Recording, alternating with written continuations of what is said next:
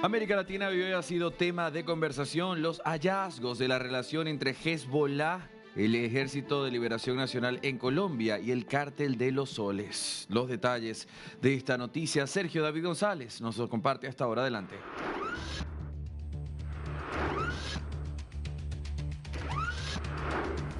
Así es, retornamos con más información que originamos desde Colombia. Estamos transmitiendo en vivo desde la ciudad de Bogotá y por supuesto tenemos que hablar con todo lo que se está presentando en Colombia, en Latinoamérica y en el mundo con las bandas criminales y que pueden estar utilizando rutas importantes entre Sudamérica y también el Medio Oriente para poder llevar estos activos relacionados al narcotráfico, al terrorismo, y son activos ilícitos, una economía ilícita que se está fortaleciendo en este momento. Para poderlo analizar está con nosotros Andrés Nieto, experto en temas de seguridad en Colombia. Andrés, gracias por estar con nosotros en DNews. A ustedes, muchas gracias por la invitación. Un saludo a todas las personas que nos ven.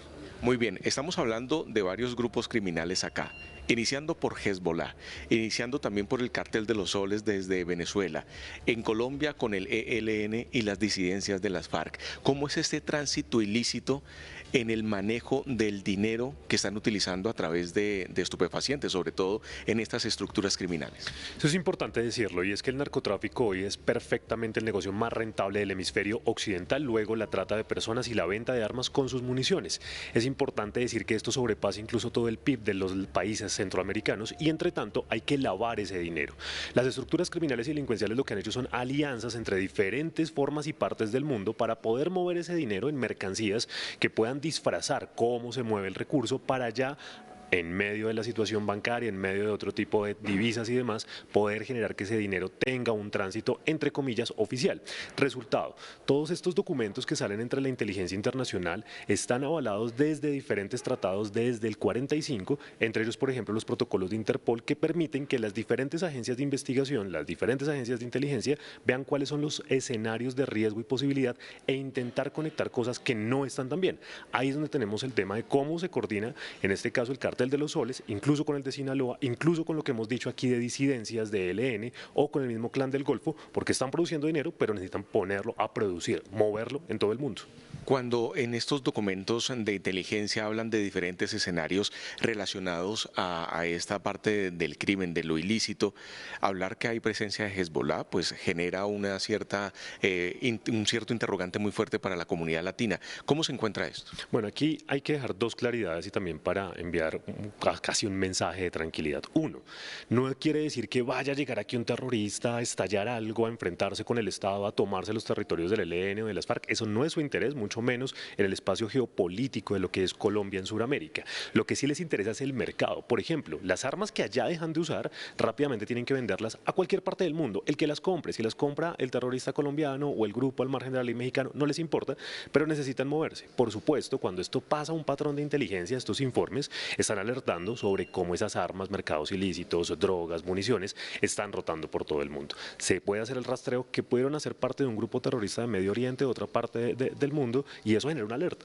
¿Cómo Hezbollah está metido en Colombia? No, no es que Hezbollah esté metido en Colombia, es que están llegando en negocios que son absolutamente transaccionales. Incluso puede que los líderes o cabecillas de allá no se conozcan con los de acá, pero necesitan mover la droga, las armas, las personas y, por supuesto, generar un mercado entre lo ilícito. Recordemos que en el mundo se mueve mucho más dinero bajo el mercado criminal que bajo el mercado formal.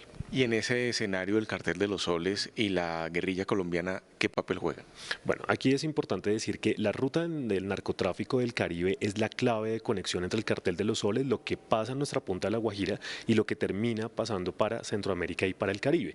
Y eso porque es la ruta no solo que lleva a Estados Unidos, sino que permite pasar las drogas, las armas e incluso la misma trata de personas de continente a continente. De ahí que, por ejemplo, el presidente Trump ha hecho énfasis en la ruta del Caribe, llevando a hacer un proceso en las aguas internacionales de presencia para poder desescalar lo que se conoce como las rutas del dominio del narcotráfico.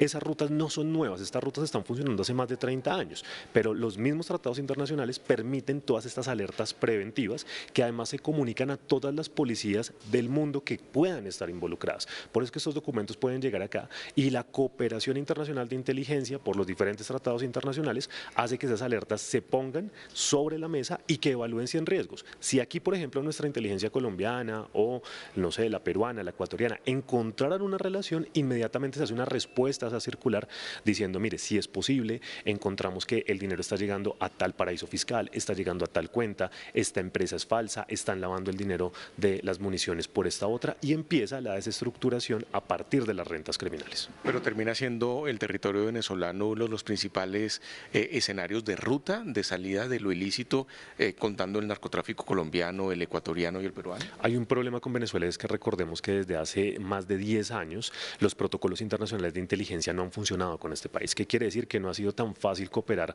para poder saber cuáles investigaciones de orden transnacional en grupos criminales transnacionales podrían llegar a tener activación ahí. El punto más complejo es, por ejemplo, la frontera entre Colombia y Venezuela. Hoy no es tan fácil acceder a si una persona migrante tiene antecedentes o no. Por protocolo internacional los países deberían cooperar. Con Venezuela no ha sido tan fácil.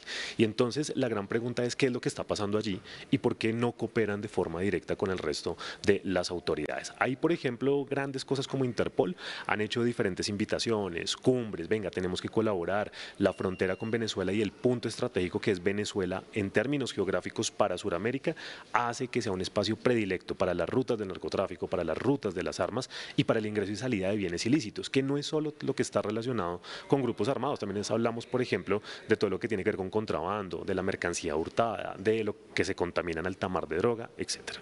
Andrés, lo que está ocurriendo con Estados Unidos de llevar toda esta parte de artillería militar al Caribe colombiano, estaría enfocado directamente con estas rutas del narcotráfico, con estas rutas ilícitas y no con una intervención a Venezuela en tema político? En este momento hay algo claro, los tratados internacionales no permiten una intervención a Venezuela a menos que un organismo internacional falle sobre una malversación, por ejemplo, el proceso electoral. Eso todavía diferentes cortes lo han planteado, pero no han fallado en contra del resultado, no se puede intervenir per se, porque eso sería una declaración de guerra.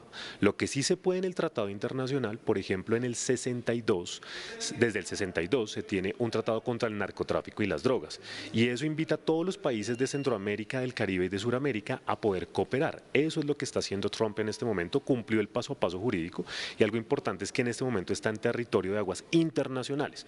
Otra cosa es que ingrese al territorio marítimo de Venezuela, porque ahí ya se podría configurar como una invasión a la soberanía territorial. Eso nos plantearía otro panorama político, pero hoy está en el marco de los tratados internacionales que funcionan desde el 62. Muy bien, pues Andrés, gracias por estar con nosotros aquí en DNews, darnos a conocer todo el escenario que se está viviendo en Latinoamérica en unión con estas organizaciones criminales de Medio Oriente y que por supuesto afectan la tranquilidad de todo el continente. Así es, de todas maneras recordemos que nuestras inteligencias de policía, ejército, fiscalía son de las mejores del continente y buscan precisamente blindar que estas macroestructuras lleguen. Ya suficiente tenemos aquí con grandes grupos armados y en cualquiera de las situaciones estarían en la posibilidad de responder. Muy bien, Andrés, gracias por estar con nosotros. Ustedes continúen con más información. Somos DNews, somos Latinoamérica y analizamos lo que ocurre en el continente en este momento, analizando, por supuesto, algunos de los escenarios relacionados a las bandas criminales internacionales con presencia en Sudamérica.